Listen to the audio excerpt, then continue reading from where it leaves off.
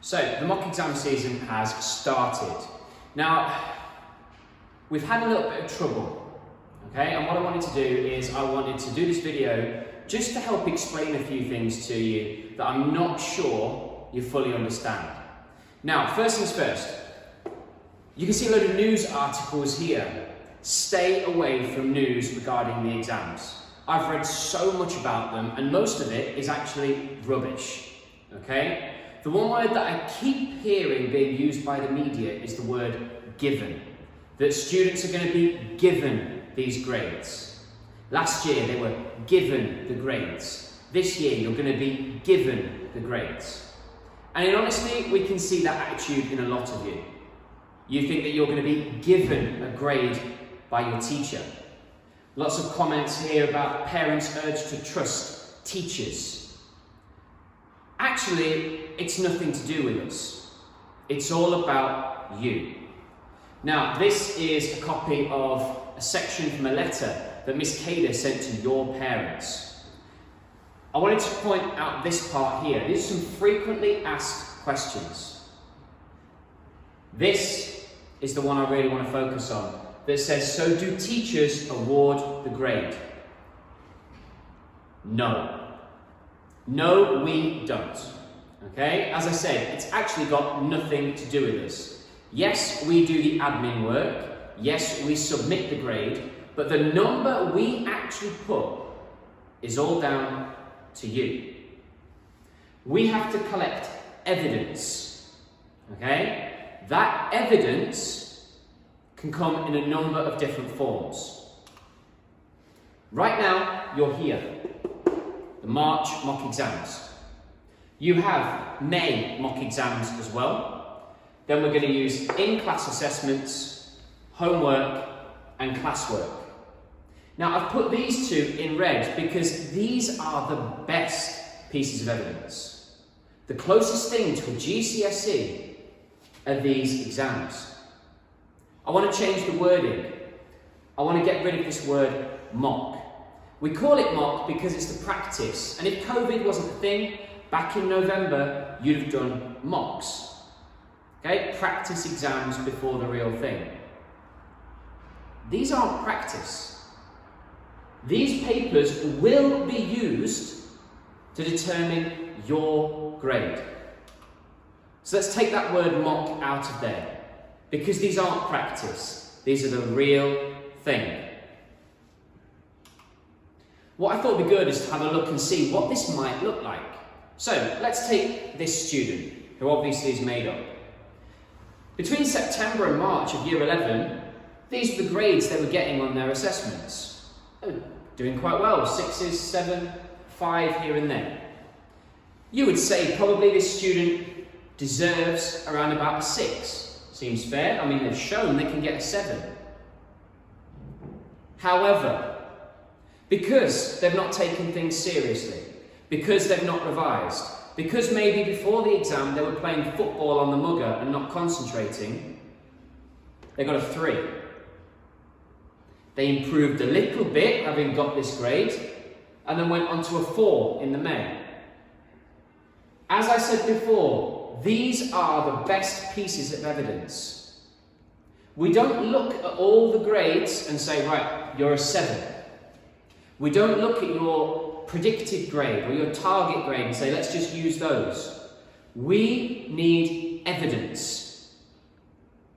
The government has even specified that we must use the most up-to-date evidence. The most up-to-date evidence is this. This is the most up-to-date evidence. This is the most recent evidence. So this student should not be surprised if they were given a 4. We might be able to argue a 5.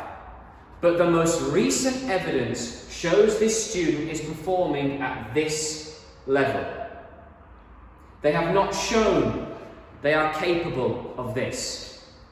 When it came to an actual proper exam, done in exam conditions, that's the only evidence we have. We've had a few instances so far.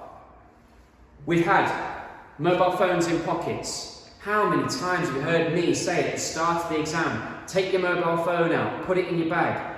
Yet we've had some found in pockets during an exam. We've had writing on the wrist. Someone actually thought they could go into an exam with things written on their wrist to help them. We've had talking upon entry to the sports hall. Again, how many times do I say, silence from now on? These rules aren't Rushey Mead rules. These are JCQ rules.